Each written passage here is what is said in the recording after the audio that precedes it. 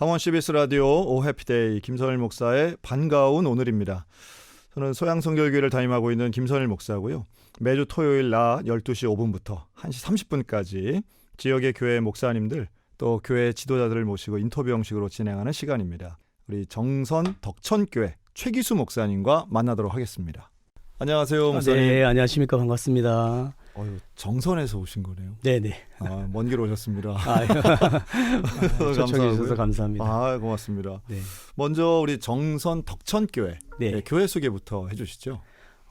저희는 이제 정선구 신동읍 덕천리에 소재하고 있고요. 네.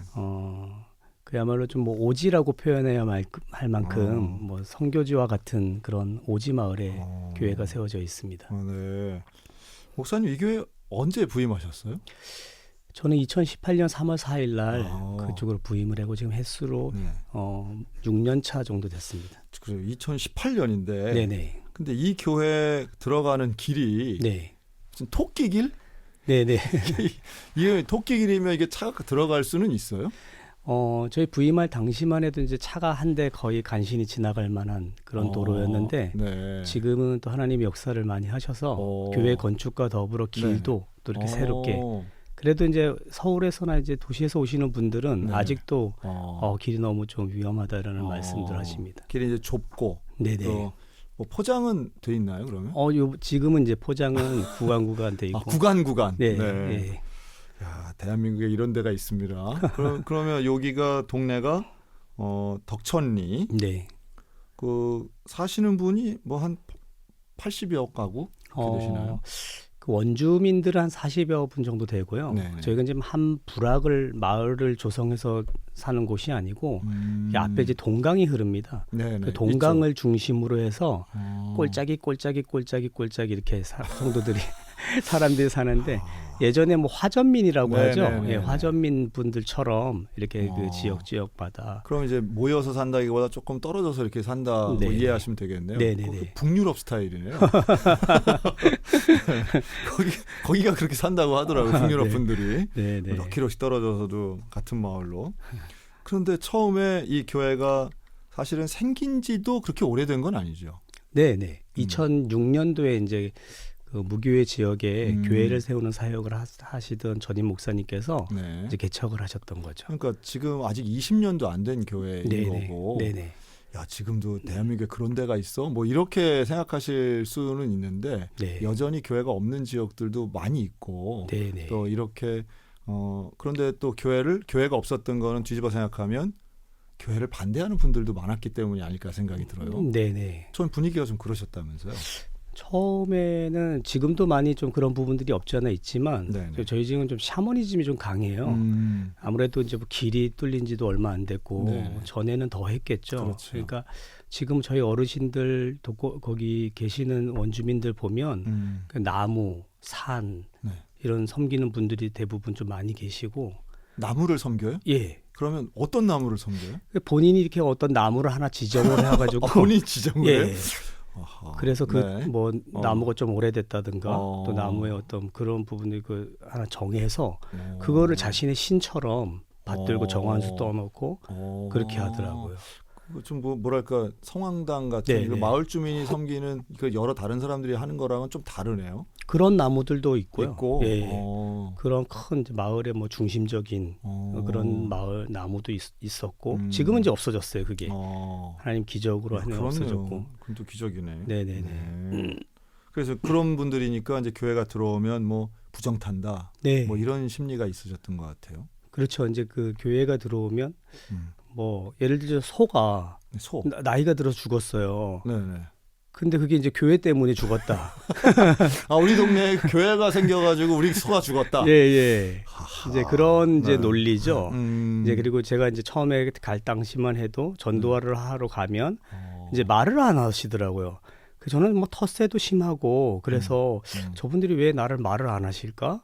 그렇게 했는데 나중에 생각해보면 그들의 자신들이 믿는 신앙하고 교회하고 어떤 목사하고 얘기를 하면 뭔가 자신의 신이 노하는 어떤 그런 의미, 그런 생각들을 하셨는 것 같아요. 상당히 영적이네요.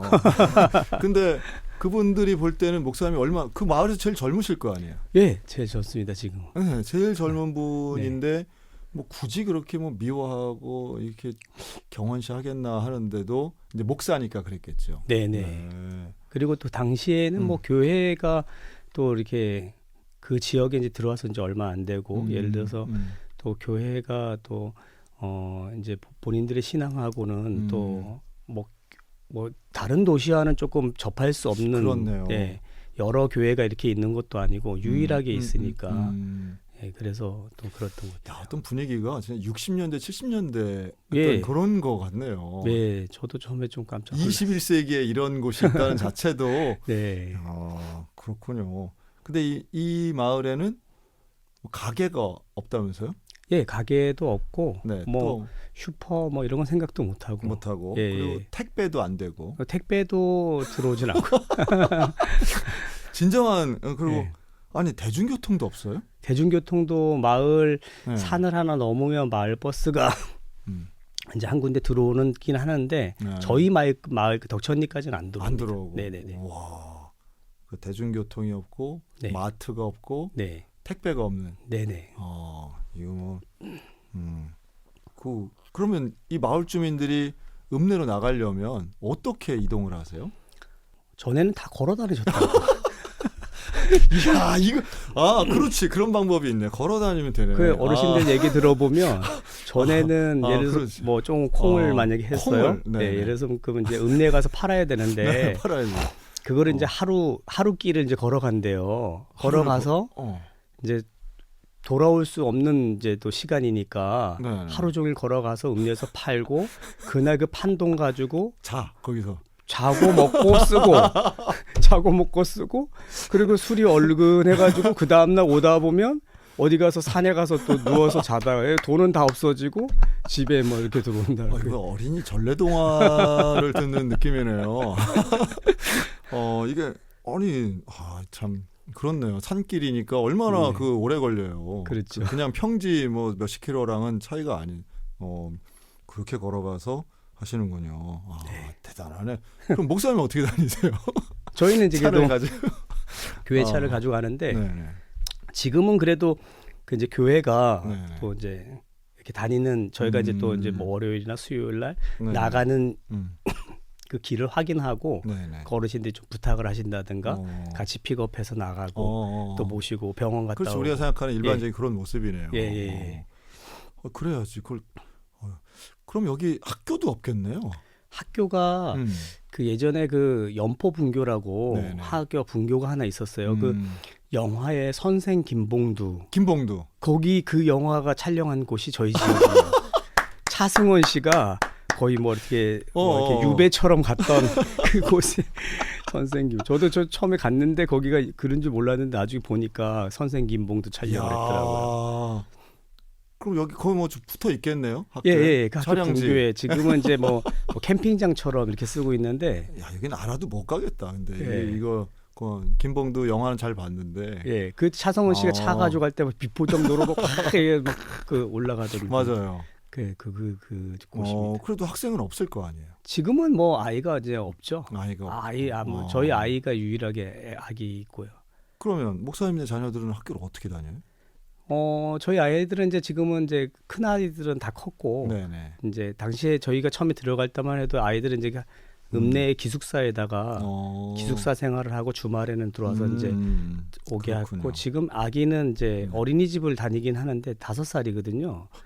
근데 일주일에 지난주에는 하루도 못 갔어요.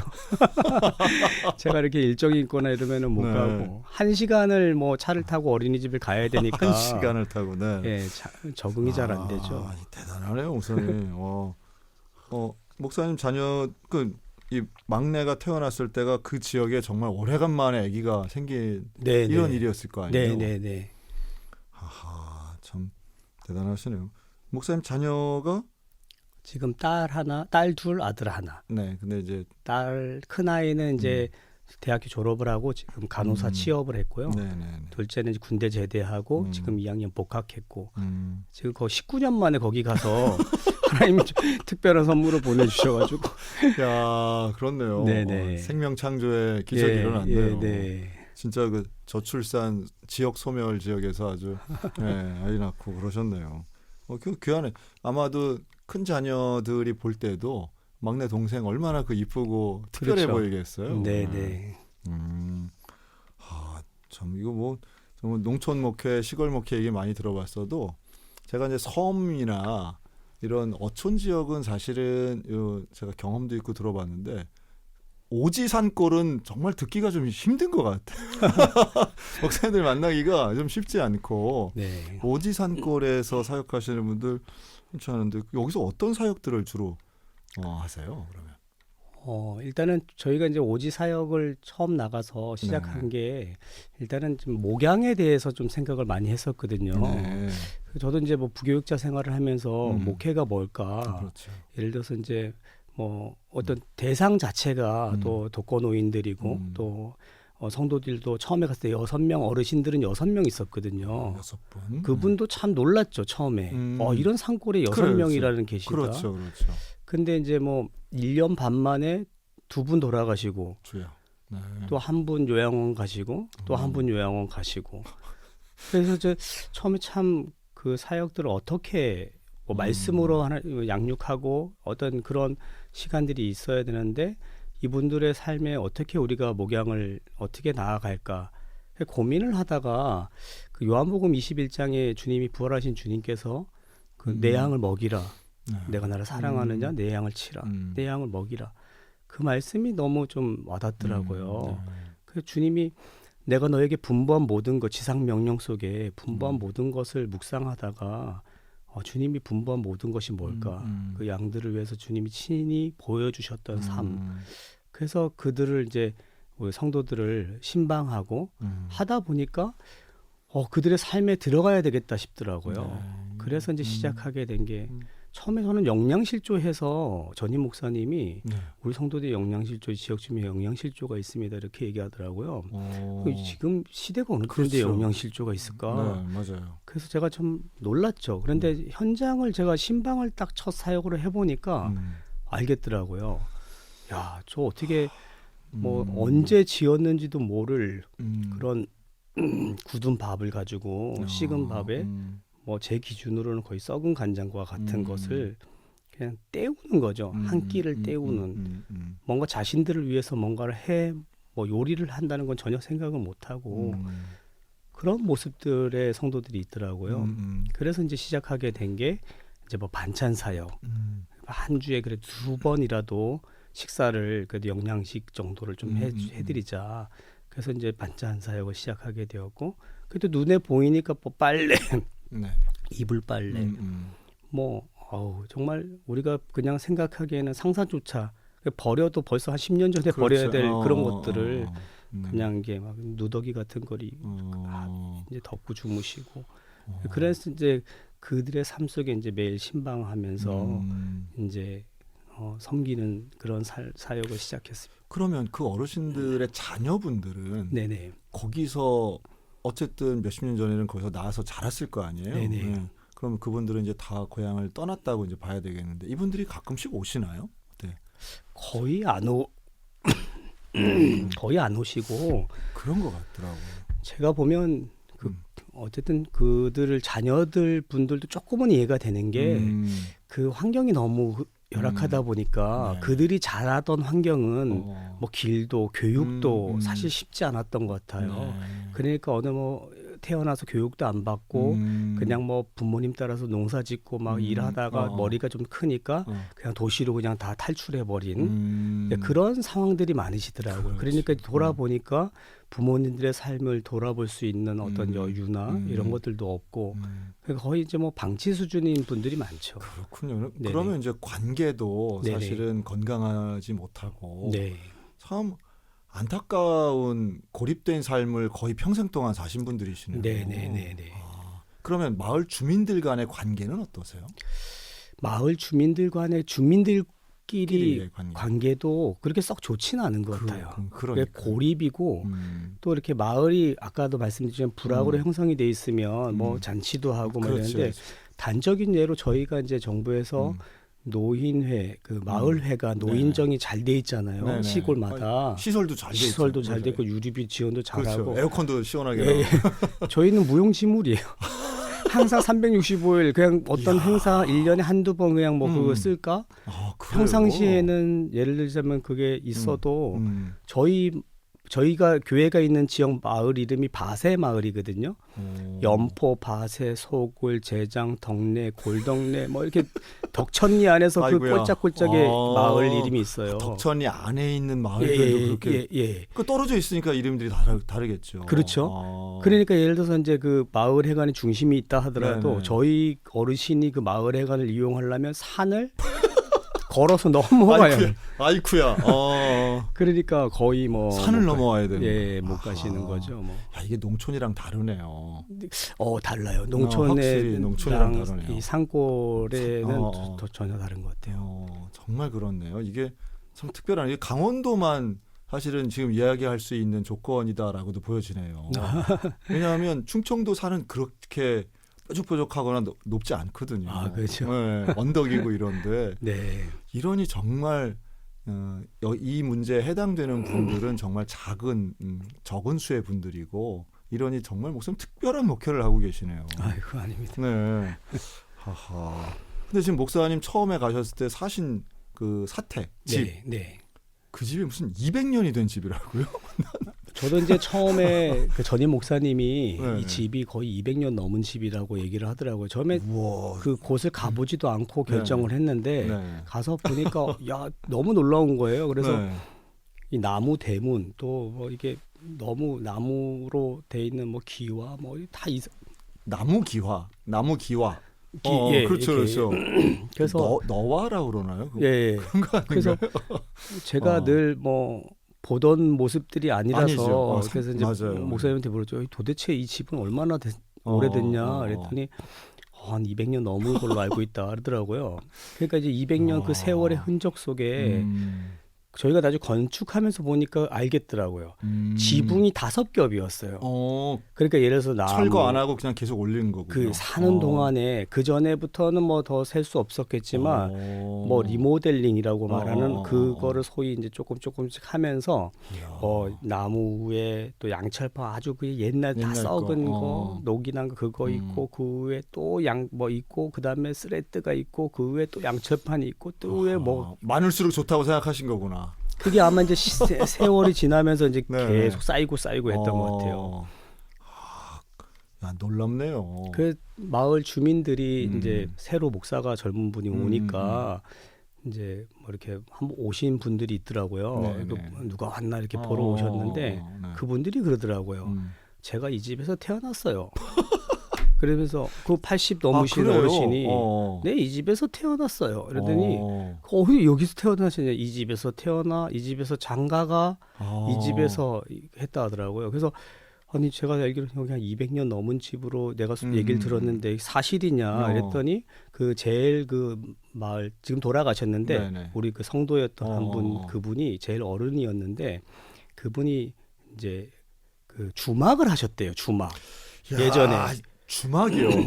그 마포나루까지 네네. 그 예를 들어서 왕의 진산품 그 나르는 뗏목을 이용을 해서 그 가는데 동강을 이용한 뗏목이죠. 동강을 이용한 그렇죠, 뗏목인데 그렇죠. 그때 유명했던 그게 뭐 호랑이 담배 피던 시절이죠. 연포나루라고 유명했대요. 그 연포 마을에 아까 연포 분교 얘기했던 그 거기 연포나루의 유명한 주모 그분이 얘기를 하시는데 거기가 9대가 나왔다 하더라고요.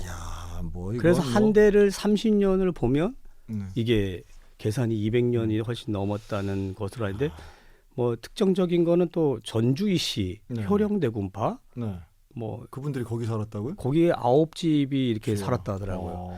제가 그분들 그래서 내가 영월의 단종 무덤이 있잖아요. 네네, 그래서 있죠. 그 거기랑 좀 연관이 있냐 제가 추정하기로는 단종이 여기 유배가 됐을 때 그렇게 9집이 이렇게 와가지고 뭘 했느냐? 이제 뭐 이렇게 운둔해서 살다가 혹시 왕의 어떤 그런 걸 도왔는지. 근데 본인들은 후대인데 잘 모른다 하더라고요. 그거랑은 전혀 잘 모르겠고 어쨌든 자기 선조들부터 여기서 살았다 하더라고요. 그러니까 왜 지역마다 가보면은 그 고택들이 있죠. 네네네. 한 200년 되면 사실은 좀 유명한 고택들, 네네네. 뭐 안동이나 예천이나 뭐 그렇죠. 전주나 이런 데 가면 그 오래된 고택들이 근사한 이름 가지고 네네네. 마당에 잔디밭도 좀 있고 뭐 이렇게 안채 사랑채 이렇게 있는데 그거랑은 좀 전혀 다른 거잖아요. 전혀 분위기가 다르고 이거는 거의 헛간 수준입니다. 헛간 수준. 그냥 기간만 200년일 뿐이지. 야, 이게 뭐 그 집을 졌을 때가 노비가 있었대요. 그 집에. 뭐 주막도 있던 시절이니까 뭐 노비도 있었겠죠. 노비분들이 그 위에서 나무를 해다가 와가지고 조금씩 이렇게 해가지고 세웠다 하더라고요. 그러니 그 집을 처음에 딱 봤을 때 목사님하고 사모님하고 이제 앞으로 여기서 산다. 그때 기분이 뭐 어떠셨어요? 말이 안 나오더라고요. 처음에는. 하나님 여기 좀 부르셔서 세우셨지만 살아가야 될 몫은 또 다른 문제잖아요. 그럼요. 그래서 처음에는 참 말도 안 나왔고 야, 여기서 어떻게 하지? 처음에 사역을 한 3개월 동안은 사역이 못 하겠더라고요. 나가지도 못하고 그냥 그 나무 썩은 거 또 이렇게 뭐 청소하고 뭐 벌레 잡고 쥐 잡고 이러는 게 뭐 주 일이었어요. 그렇겠네요. 네, 김선일 목사의 반가운 오늘은 정선 덕천교회에 담임하고 계시는 우리 최기수 목사님과 말씀 나누고 있는데요. 이 정말 고립되어 있는 산골 마을 그리고 인구도 적지만 그분들이 흩어져서 산 너머에 사시고 함께 모일 수도 없어서 마을회관도 무용지물인 아주 특별한 그 지역에서 지금 목회하고 계시는 목사님이신데 또 참 어려운 지역들도 많고 또 복음 전하기 힘든 데도 많고 경제적으로 어려운 건 좀 보편적인 문제라고 보여지지만 그 가운데도 목사님 계시는 이 덕천리는 그 중에서도 더 특별한 것 같네요. 그럼 여기에서 이제 그렇게 사택의 열악한 환경을 이제 개선하고 그러면서도 이제 사역을 이제 시작하고 할 때에 사람들 만나는 것도 쉽지 않으셨겠어요. 예, 사람들 만나는 것도 쉽지 않고 처음에 좀 나갔을 때 또 이제 다가오는 뭐 예를 들어서 아까 말씀드린 뭐 텃세 또 이렇게 목사에 대한 부정탄다 이런 이야기들 때문에 처음엔 좀 상처도 많이 받았죠. 그렇죠. 네. 말을 건네기가 무서울 정도로 겁날 정도로 저도 뭐 목회가 단독 목회를 처음 나간 건데 처음 나가서 부딪혀 보니까 이게 부교육자 생활을 하다가 그거 하니까 이게 적응이 안 되더라고요. 그리고 더 좀 특별한 데였네요. 네네. 진짜 국내 안에 있는 선교지 같은 곳인데 그래서 이제 반찬 사역을 시작하신 것 같아요. 네네네. 그 어쨌든 사모님이랑 같이 이분들의 생활을 도와주는 사역을 이제 하신 것 같은데 네네. 그럴 때는 도움 받을 때는 좀 고마워하지 않으시나요? 도움을 받을 때는 고마워하시는 분들도 있죠. 근데 또 워낙 또 그 환경이 또 열악하니까 본인들이 또 이게 뭐 이게 교회가 또 해주면 그냥 또 거부하시는 분들도 사실 좀 있었고요. 그렇죠. 그런 게 이제 사실은 좀 어떤 본인이 갖고 있는 종교적인 차이가 분명히 있긴 한 거죠. 네네네. 근데 이제 마을 식사 자리 뭐 잔치 이런 것도 하시고 하셨나 봐요. 처음에 이제 어르신들 이제 인사드리고 또 할 겸 또 전도도 나가고 또 이제 하는데 또 너무 좀 상처도 많이 받고 그래서 뭐 예를 들어서 뭐 집들이처럼 우리 교회가 한번 그래도 어르신들을 한 40여 분 초청을 해서 맛있는 식사라도 잔치를 한번 하자. 이게 아마 첫 사역이었던 것 같아요. 그렇게 해가지고 시작을 해가지고 이제 막 이렇게 초대를 하고 다 오신다고 하고 해서 어떤 이제 서울의 어떤 교회와 같이 이제 도움을 받아가지고 식사 잔치를 했어요. 근데 우리 성도들 말고 오신 분들이 2명 오셨어요. 초대한 분들 중에. 야, 되게 좀 실망스러우셨겠는데. 그게 한동안 그게 좀 충격이 있으셨겠는데요. 충격이더라고요. 그러니까 2분이 딱 오시니까 이게 처음 막 얼굴도 화끈거리지. 그렇죠. 이게 뭐 어떻게 그리고 또 그 동안에 다음은 몇 달이라도 이렇게 그렇게 했는데 이게 뭐 안 오시니까 이게 힘이 쭉쭉 빠지더라고요. 그렇죠. 네네네. 그래도 그걸 이제 극복하시고 또 그 다음 단계 또 다음 사역 계속 이어가셨네요. 네. 그래도 이제 뭐 끊임없이 그냥 계속 찾아가고 또 요거 먹고 혼나면 또 아이고. 잠깐 요렇게 또 있다가 조금 또 그 다음날 또 찾아가고 그랬습니다. 근데 원래 목사님 고향이 강원도. 저 원래 고향이 강원도 영월입니다. 그 사실 영월과 정선은 가깝잖아요. 가깝습니다. 네. 근데 이제 제가 영월에서 태어나고 영월에서 자랐지만 그 정선 신동의 그 덕천리 그런 곳이 있는지 몰랐어요. 지금도 그 같은 신동읍에 사셔도 말만 들었다는 분들이 많아요. 지금도. 이러니 이 뭐 서울 수도권 사시는 분들이 이 얘기 들으면 이건 정말 언제적 얘기를 하는 거야. 이럴 거 아니에요. 이거 2018년도 얘기인데 지금. 대단한. 그 영월은 하여튼 뭐 영월은 그래도 또 좀 다르잖아요. 네. 네. 이게 물론 멀리서 볼 때는 뭐 영월이나 정선이나 이럴지 몰라도 영월 가끔씩 가면 여기는 뭐 도심 같은 분위기가 더 많고 정선은 이제 카지노 있는 그쪽이 좀 그렇지만 사람들 사시는 분들은 정말 아이고야 이런 낯선 산골들이 있네요. 그런데 목사님은 그러면 교회 생활, 신앙 생활을 어떻게 하셨어요? 시작을? 시작은 저는 어려서부터 교회를 다녔죠. 아버님이 이제 신앙을 갖기 시작할 때부터 초등학교 들어가기 전이었던 것 같아요.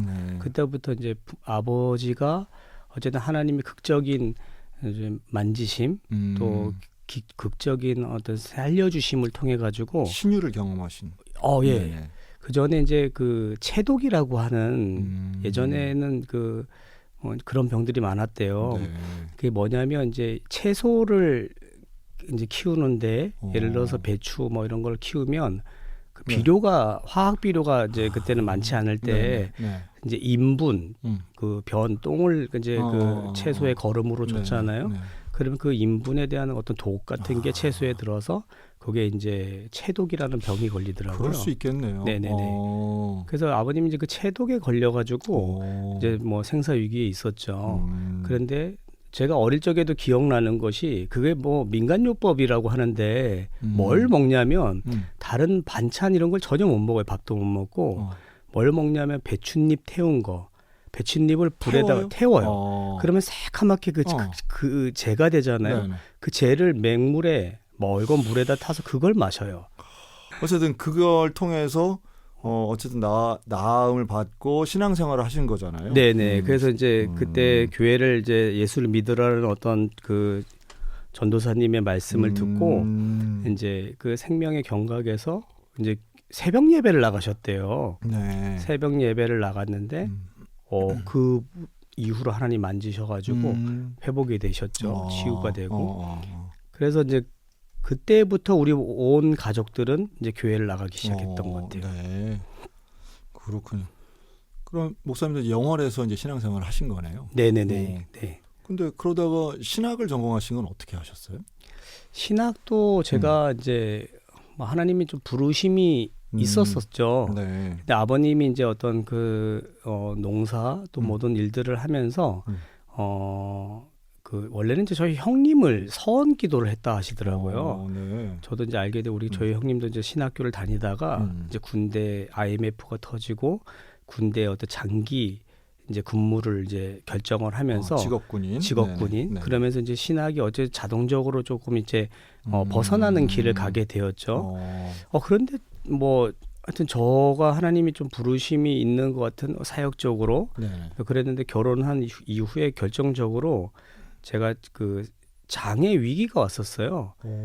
장에 이제 수술을 해야 되는 장을 절제하는 수술을 이제 서울 삼성병원에서 결정할 정도로 그 위기가 왔었죠.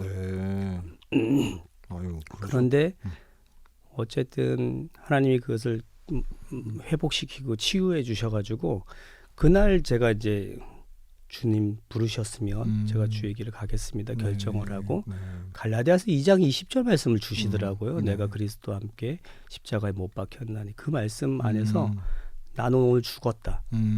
나는 오늘 죽었다.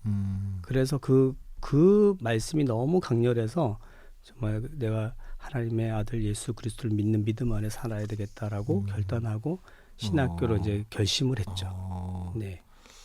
그러셨네요.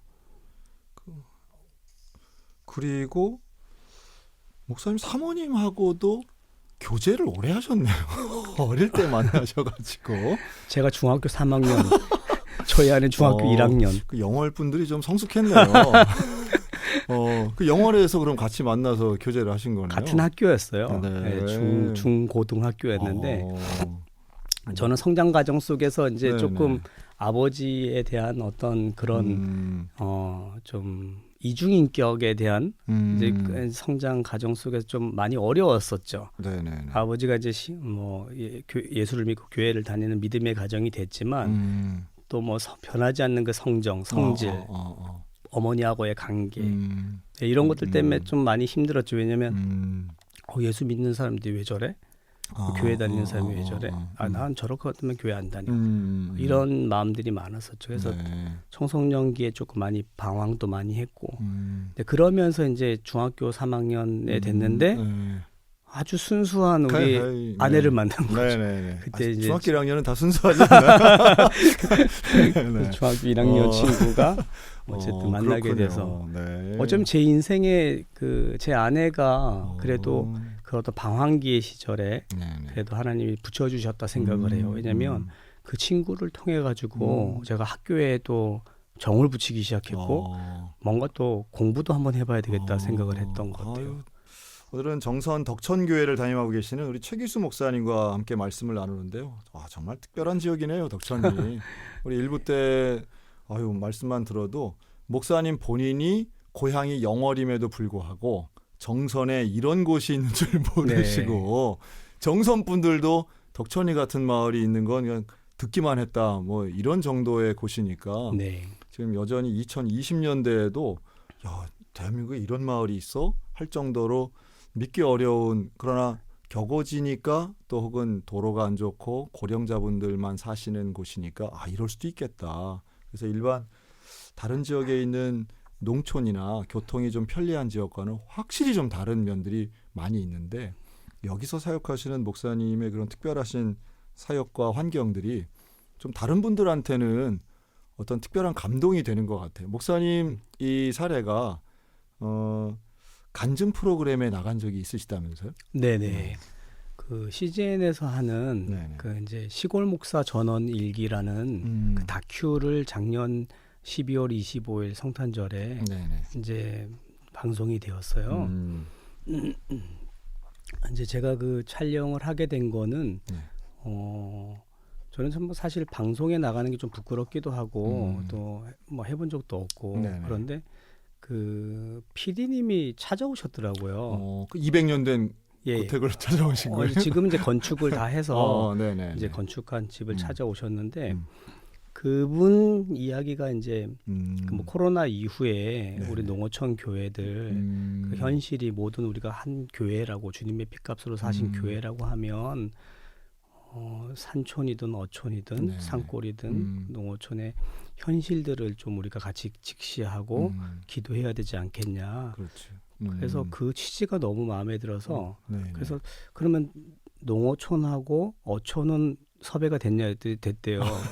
산골은 그래서 찾아왔다 하시는 산골이 거예요. 별로 없을 거예요. 이게. 그래서 어떻게 알고 어떻게 알고 찾아오셨네. 대단하네요. 어떤 분의 소개로 이렇게 찾아오셨다고 하시더라고요. 그래서 이 프로그램이 방송되고 사실은 또 많은 분들이 연락하셨을 것 같은데요. 이 방송을 제가 이제 처음에 전 이제 방송을 하고 나서 물어봤어요. 이 방송을 하면 많이 보시냐.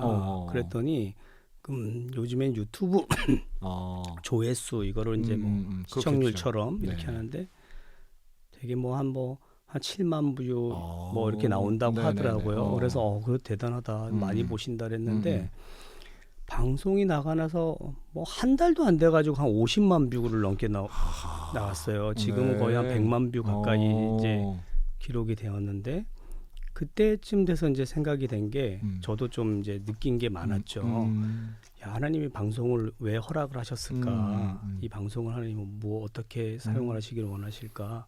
생각해 보니까 그 방송을 통해서 회복됐다고 하시는 분들이 어마어마하게 왔어요. 전화 찾아오시는 분들도 있고 그렇군요. 어떤 분은 그 30년 만에 신앙이 회복됐대요.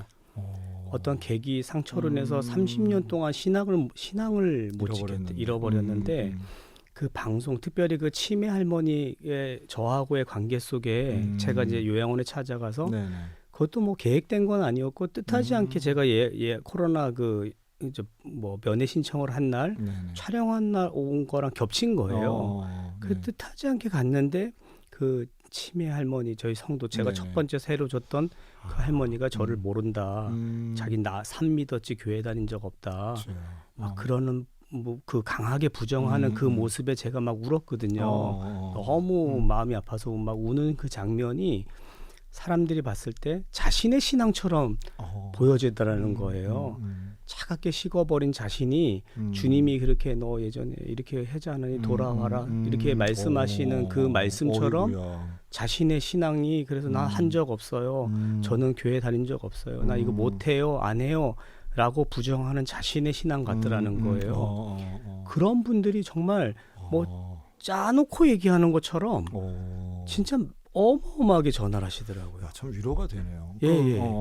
그래서 어떤 분은 교회에 와서 한없이 우시는 거예요. 그래서 제가 무슨 일이시냐 그랬더니 어떤 중년의 남성분이셨는데 30년 만에 신앙 자기가 회복이 되었다. 작년 연말에 그 방송을 보고 자기가 지금 서울의 어떤 작은 교회를 다시 나가고 있는데 교회를 회복하니까 가정도 회복돼 자신의 모든 일들이 다 회복되더라는 거예요. 그래서 그 방송을 계기로 해서 자신의 신앙뿐만이 아니라 뭐 모든 자기 고민했던 가정의 문제 이런 분들이 다 회복돼가지고 너무 감사해서 자기가 찾아와서 이 예배당을 꼭 한번 와야 되겠다 해서 오셨던 분들도 있어요. 그래서 덕천을 찾아왔구나. 예. 근데 이게 정말 맞는 얘기거든요. 신앙이 회복되면 가족과의 관계, 사업, 일도 회복되는 게 사실은 무너지는 것도 일순간에 다 무너지는 것처럼 회복되면 점차적으로 다 회복되는 것도 성경적 원리인데 야, 무슨 은혜네요. 은혜죠. 너무 큰 은혜죠. 진짜 뭘 연출의 힘이 아니고 자연적으로 이끄시는 하나님의 역사가 그 순간에 얼마나 실망스러우셨겠어요. 내가 세례준 그 성도 부정하고 치매 환자니까 그럴 수 있는 건데 그 목사님의 그 눈물이 사람을 살렸네요. 아유, 제가 그래도 진짜 그날 그 어머니의 그 모른다고 하시는 그 말씀이 제가 너무 상처가 돼가지고 그렇지. 뭐 본인이 이게 교회에다 기억을 못하는 건 둘째치더라도 아예 그냥 뭐 교회 예수님에 대해서 아예 그냥 다 모르고 나무 섬겼던 산 섬겼던 얘기만 하더라고요. 그렇더라도 그분의 그 반대하는 말은 사실은 질병 때문이라고 우리가 생각하면 충분히 이해할 수 있고. 네네네. 근데 그 장면을 통해서 다시 신앙으로 회복된다는 건 너무 감사한 또 얘기네요. 와, 유튜브 100만 뷰. 그러면 그 방송 이후에 이제 지금 요걸 좀 책으로 좀 내시는 것도 고려하고 계시다고요? 제가 그 다큐가 나온 다음에 이제 그 CGN에서 이제 그 조회수가 이제 많이 나오다 보니까 이제 많은 분들이 이제 방송국으로도 많이 연락이 갔겠죠. 그래서 이제 그 이후에 방송을 이제 그 간증 제가 저희 사역들 반찬 사역, 김장 사역, 한글 공부 또 뭐 여러 사역들을 이제 다 촬영을 다 했었어요. 근데 그건 이제 하나도 다 편집돼서 안 나오고 그래서 이제 그 방송들의 이제 이야기들을 한번 방송을 했으면 좋겠다. 해서 이제 그 어메이징 그레이스라고 그리고 이제 2부작에 걸쳐서 이제 간증을 했던 내용이 있었어요. 이제 그거를 이제 방송을 보고 그 이제 문화사 규장 출판사에 그 여진구 대표님이 전화를 주셨더라고요. 그래가지고 저는 규장 출판사 가피풀 대표 여진구입니다. 이렇게 얘기하셔서 저희 그분 잘 모르고 규장은 유명한데. 유명해 제가 책하고 좀 거리가 있어서. 그래서 제가 잘 이게 잘 못 알아듣는 것 같으시니까 또 자세하게 또 얘기 그렇죠. 왜냐하면 그 단어가 나오면 다 당연히 책을 내야 되는 건데 사람 왜 못 알아듣지 이랬어요. 저도 그래서 그 얘기를 하시면서 네. 그 이제 방송을 보셨다 하더라고요. 다큐도 보고 어메이징 네네. 그레이스도 보고. 네네. 그러면서 저 이야기를 또 하나님께서 어쨌든 그 대표님 말씀은 어떤 좀 규모가 있는 교회 목사님의 책을 이제 자서전을 이제 준비를 그렇죠. 하시던 과정 속에 그렇지. 그게 조금 취소가 됐대요. 그런데 하나님이 그 이끄시는 그 시선이 어딜까 기도하는 중에 우연히 틀었는데 그 방송을 봤다 하더라고요. 자, 하나님의 역사는 그 우연 가운데 이루어지는 것 같아요. 네네네. 일부러 하면 안 돼. 네. 그래서 그 우연히 본 방송을 통해서 저한테 연락이 왔고 그래서 이제 4월 달에 이제 만남을 가지게 되었죠. 네. 그래서 이제 5월 달에 책을 초고를 쓰고 네. 지금 이제 부름받아 나선 이 몸 어디든지 가오리다. 책이 나왔네요. 네, 책을 냈습니다. 네. 아이고야 축하드립니다. 지난 9월 15일 날 9월 15일 정말 얼마 안 됐네요. 책이 출간이 되었습니다. 네. 그러니까 자세한 이야기를 알고 싶으신 분들은 네. 규정에서 나온 어디든지 가오리다. 부름받아 나서니 몸 어디든지 가오리. 요새 뭐 찬송가 이게 부름받아 나서니 몸 어디든지 가오리다 이 부르기가 쉽지 않은 곡이라고 하더라고요. 제목은 좀 클래시컬하네요. 네. 뭐 신학생들 사이에서는 금지곡이라고 하더라고요. 그런데 신학생들 사이에서 부를까봐. 제가 이거를 이제 신학교에 가게 된 계기가 이게 하나님이 이제 이 말씀을 주시고 그래서 이게 제가 신학교 처음에 그 뜨거웠을 때 두 손 높이 들고 부름받아 나서니 뭐 어디든지가 많이 부르잖아요. 그럼요. 근데 그게 생각이 나서 그 이제 독천이로 가게 된 거였거든요. 그 얘기를 들으시고 그 대표님이 이제 제목을 이렇게 정해 주셨어요. 저도 좀 상당히 부담스럽게 어쨌든 부름받아 나서니 몸 어디든지 가오리다. 그러니까 사실은 목사님이 부교육자 생활 오래 하시고 이제 담임목이 첫 목회지에 가셔서 겪으신 길지 않은 기간이지만 다른 담임 목사님들에 비해서 사역 기간은 짧았다고 볼 수 있지만 명확한 건 사명 따라가신 게 맞고 또 사모님이 뭐 약국에서도 근무하시고 이런 걸 아는데 그런 거 다 내려놓으시고 가서 막내를 출산하시고 또 그 어려운 사실은 사람들에게 외면받고 요즘의 목회자들이 조금 겪기 어려운 경험들을 겪었다는 사실이 사실은 사람들에게 좀 관심받는 부분이 아닐까 생각이 드네요. 목사님이 특별히 더 어렵다 이거보다는 좀 지금에 와서는 좀 낯선 일들을 경험하신 것이 그러니까 아마 성도들에게도 그 부분이 좀 감동으로 다가오겠다 생각이 듭니다. 목사님 앞으로 감당하실 부분이 분명히 있으신 것 같네요. 잃어버린 신앙을 회복하는 것, 또 도시에 생활하고 있는 많은 시골 출신 분들에게 어떤 분명한 그 공통된 코드가 있으실 것 같아요. 그 뭐 목사님 지금 뭐 라디오에서 못 보여드리지만 정말 준수한 외모와 그리고 막내의 그 생활은 제가 볼 때 막내는 거기서 지금 잘하고 있는데 걔가 지금 겪어나갈 일생의 어린 시절의 경험은 완전히 다를 것 같거든요. 그렇죠. 분명히 불편한 것도 있고 그러나 또래 집단과 비교하면 남다른 어린 시절을 겪을 텐데 얘의 그런 어떤 성장일기 이런 거 쓰시면 또 뭐 정말 또 지금 이 시대 사람들에게는 또 다른 어린 자연인 뭐 이런 모습도 좀 느끼게 될 것 같네요. 교회 성장이라기보다는 목사님 지역을 책임지시는 목회자의 모습이어서 좀 상당히 큰 어떤 도전과 감동이 있습니다. 저도 그 책 읽어보겠습니다. 아유, 감사합니다. 목사님 마지막으로 좀 기도 제목을 좀 나눠주시고 마무리하죠. 저희는 이제 목회를 하면서 가장 힘든 게 뭐냐 이렇게 질문하고 또 가장 좋은 기쁜 일이 뭐냐 물어보시는 분들이 종종 있어요. 근데 저는 그렇더라고요. 목회를 이렇게 지금 만 6년 차 됐는데 하면서 가장 힘든 거는 저도 사람이고 목회자니까 저희 성도가 이제 6명 있었다고 했잖아요. 6명 중에 사실 한 분이 소천을 하면 그 영혼이 이제 천국 가고 한 거는 기쁜 일이지만 사람 인간의 관계 속에서는 한 분이 없어지면 그 상실감이 너무 커요. 당연하죠. 그래서 6명 중에 한 분이 가시면 거의 100명이 없어진 것 같고 또 한 분이 가시면 또 100명이 없어진 것 같고 너무 힘들더라고요. 그런 부분들이. 그리고 또 마지막에 가시면 또 이렇게 거의 대부분의 수순을 겪는 게 뭐 이제 자녀들이 어떻게 할 수 없으니까 어떤 좀 저렴한 요양원에 그렇죠. 이제 모셔다가 네네. 몇 개월이 안 돼서 이제 돌아가셨다는 연락을 받고 그래서 그 마음이 너무 좀 아파서 저희 좀 하나님 주신 비전은 우리 교회에서 좀 감당하는 했으면 좋겠다. 마지막까지 그들의 신앙을 좀 붙들게 하고 좀 케어를 하고 같이 그분이 그 뭐 그래봐야 80에서 뭐 10년, 5년 아니면 되는 거니까 그 신앙을 잘 지킬 수 있게끔 그런 것도 하나님 열어주시고 환경을 좀 해주셨으면 좋겠다. 그래서 이제 복지 사역을 좀 꿈꾸고 네네. 있고요.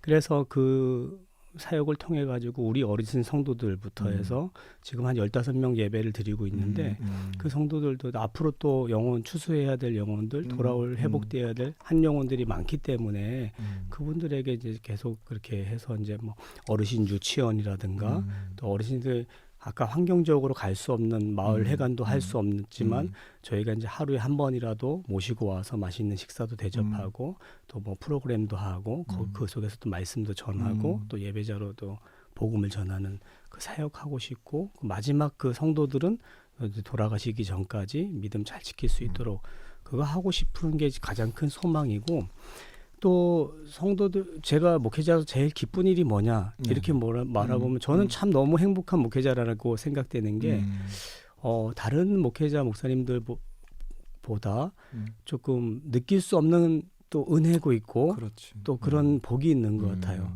왜냐하면 저희는 뭐 수평이동 자체는 없고 그렇죠. 또 저희가 대부분은 저한테 욕하고 던지고 했던 분들이 어느 날 성령께서 만지셔서 복음을 전하는 가운데 예수 믿게 하시고 그 사람이 와서 그분이 와서 예수 믿는 게 너무 좋다. 내가 사람 된 것 같다. 내가 사람이 이제 된 것 같다고 그 사랑을 내가 받은 것 같다라고 고백하는 그 고백을 들을 수 있는 복. 그리고 그분이 성장 믿음 생활 열심히 하다가 어머니 천국에서 만나요. 어머니 먼저 천국 가 계시면 제가 나중에 천국에서 꼭 뵈요.